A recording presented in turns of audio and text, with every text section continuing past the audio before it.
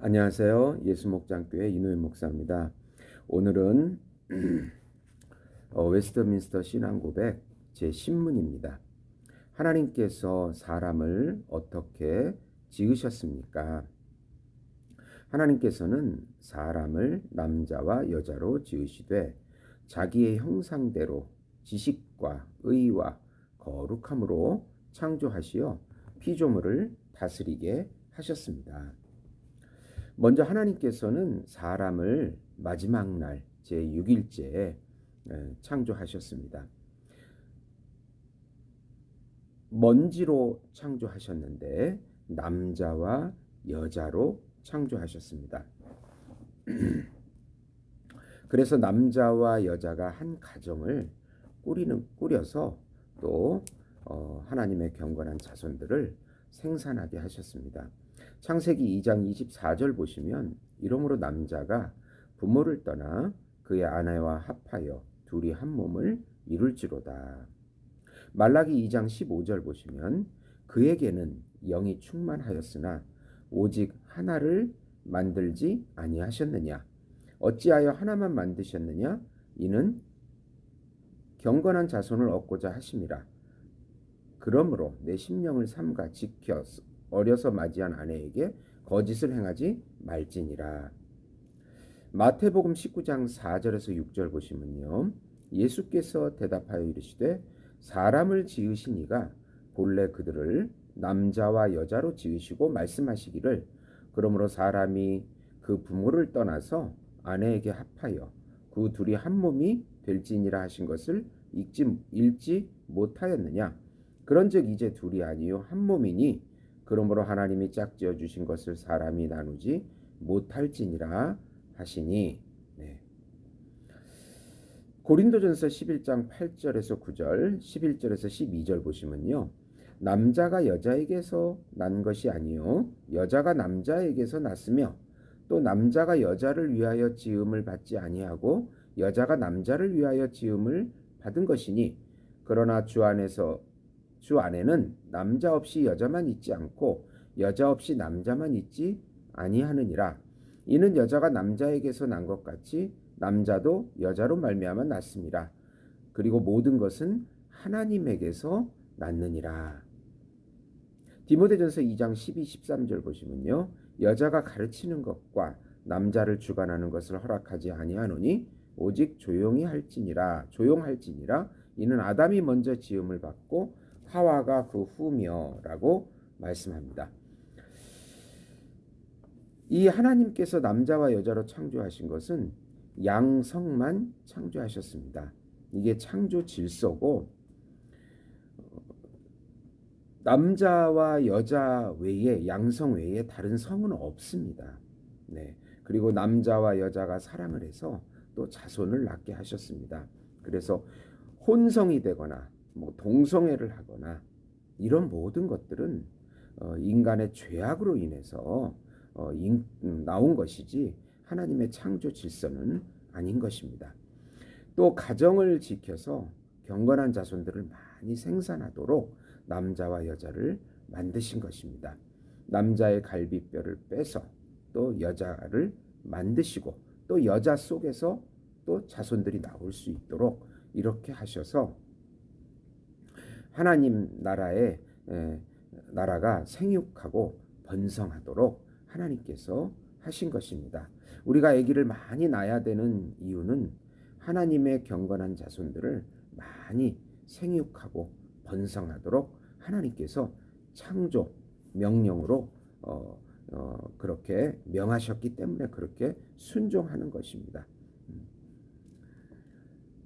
그리고 또 자기 형상대로 지식과 의와 거룩함으로 창조하시어 이렇게 말씀합니다. 하나님의 창조는 다른 모든 피조물들을 말씀으로 창조하셨습니다. 흙으로 창조하셨습니다. 그러나 인간에게만은 자기 형상대로 창조했다고 말씀합니다. 창세기 1장 27절에 보시면 하나님이 자기 형상 곧 하나님의 형상대로 사람을 창조하시되 남자와 여자를 창조하시고 인간만 독특하게 하나님의 형상대로 창조하셨습니다. 하나님의 형상대로 창조했다는 그 뜻이 그 뒤에 나오는 지식으로 창조하시고 의와 의로 창조하시고 거룩함으로 창조했다는 의미인 것입니다. 인간만 독특하게 하나님의 형상대로 만들었다고 하는 그 자체가 인간에게는 독특한 지위가 있다는 것을 의미하는 것입니다. 지식으로 창조했다. 하나님의 지식으로 창조했다. 하나님을 아는 지식이 충만하게 창조했다. 그 뜻입니다. 그래서 성경에서 보면 무지한 것이 죄다. 하나님을 모르는 것이 음란한 것이다. 하나님을 아는, 하나님을 깊이 아는 그런 관계로 창조했다. 하나님을 아는 것. 네. 그것이 바로 구원의 시작인 것입니다. 아담과 하와는 타락하기 전에 하나님을 아는 지식으로 충만해 있었습니다. 그러면 타락하게 됐을 때 하나님을 아는 지식이 없어지는 것입니다. 네. 그러니까 당연히 우상을 섬길 수밖에 없게 되는 것이죠. 네. 하나님을 또 의로 창조하셨다. 이 의라고 하는 것은 하나님의 관계, 하나님과 인간의 관계에서 우리가 하나님께 순종하도록, 하나님의 통치에 순종하도록 창조했다는 뜻입니다. 그것이 바로 올바른 의인 것이에요. 예. 그래서 우리가 순종하도록, 하나님께 순종하도록, 하나님을 닮도록, 예, 그렇게 창조되었다는 의미가 바로 의인 것입니다. 또 거룩함으로 창조됐다. 거룩하다는 것은 구별됐다는 것이죠. 하나님께 헌신하고 하나님을 높여드리고 그렇게 창조되었다는 뜻입니다. 거룩함으로 구별되어서 하나님을 섬기도록 창조됐다는 것입니다. 그러니까 지식과 의와 거룩이라고 하는 것은 모두 하나님을 알고 하나님의 그 통치에 순종하고 하나님께 헌신하고 이런 관계로 창조되었는데 인간이 타락을 해서 하나님을 아는 지식을 잃어버렸어요. 예. 그리고 또 의를 잃어버렸어요. 불순종한 관계로 나아가게 됩니다.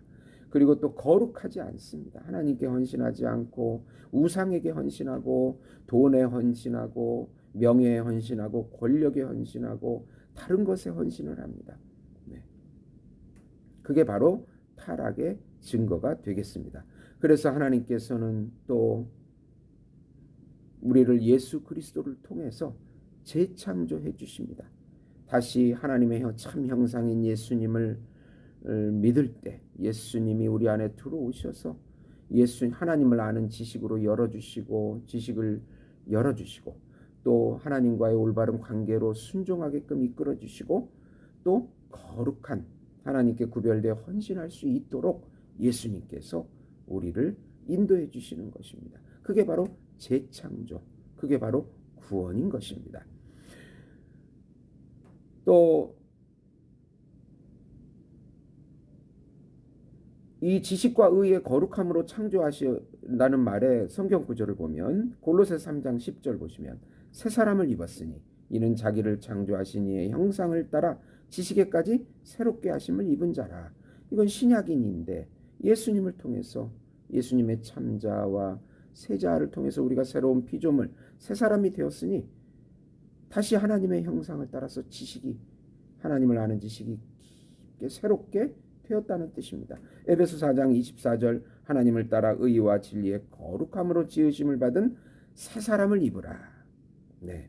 이제 예수 그리스도와 연합이 돼서 새 사람이 되어서 의의 하나님과의 관계가 다시 열리고 순종하게끔 되고 진리에 헌신하고 거룩하게 그런 관계로 다시 회복된 새 사람이 되었다는 뜻이 되겠습니다. 그리고 하나님께서 사람을 창조하셨을 때 피조물을 다스리는 그런 다스리게 하셨습니다. 창세기 1장 28절 보시면 하나님이 그들에게 복을 주시며 하나님이 그들에게 이르시되 생육하고 번성하여 땅에 충만하라. 땅을 정복하라. 바다의 물고기와 하늘의 새와 땅에 움직이는 모든 생물을 다스리라 하시니라.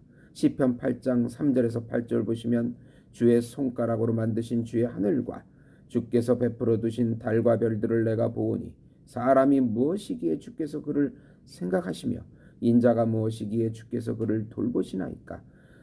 그를 하나님보다 조금 못하게 하시고 영아와 종기로 관을 씌우셨나이다. 주의 손으로 만드신 것을 다스리게 하시고 만물을 그의 발 아래 두셨으니 그 모든 소와 양과 들짐승이며 공중의 새와 바다의 물고기와 바닷길에 다니는 것이니이다. 모든 피조물을 다스리는 만물의 영장으로 하나님의 대리 통치자, 하나님의 영광을 드러내는 대리 통치자로 창조하신 것입니다.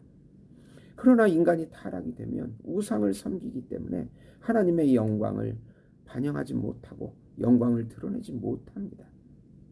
그래서 예수 그리스도를 통해서 다시 우리 만물의 영장의 지위를 회복하고 피조물을 다스리고 생육하고 번성하고, 이 피조물을 다스리고 정복하고라는 것을 문화명령이라고 하고, 그리고 생육하고 번성하라. 그래서 다시 경건한 자손을 생산해내는 그런 하나님의 나라를 만들어 나가라. 그 지위를 회복해 나가라. 그런 그런 것으로 볼 수가 있는 것입니다.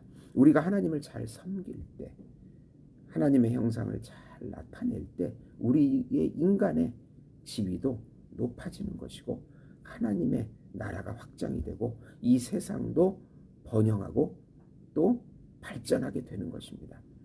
하나님의 나라가 번성하지 못하고 커지지 못할 때, 우리 교회가 또 하나님을 잘 존재와 성품을 드러내지 못할 때 세상이 또 타락하게 되고 망가지는 것입니다. 세상이 망가지는 것은 우리 기독교인이 역할을 하지 못하기 때문에 그런 것입니다. 우리가 다시 회개하고 다시 하나님의 형상을 나타내는, 또 피조물을 다스리는 그런 사명을, 하나님의 영광을 잘 드러내는 사명을 감당할 때 하나님이 높이 찬양받으시고 이 만물도 새롭게 또 창조가 되는 것입니다. 들어주셔서 감사합니다.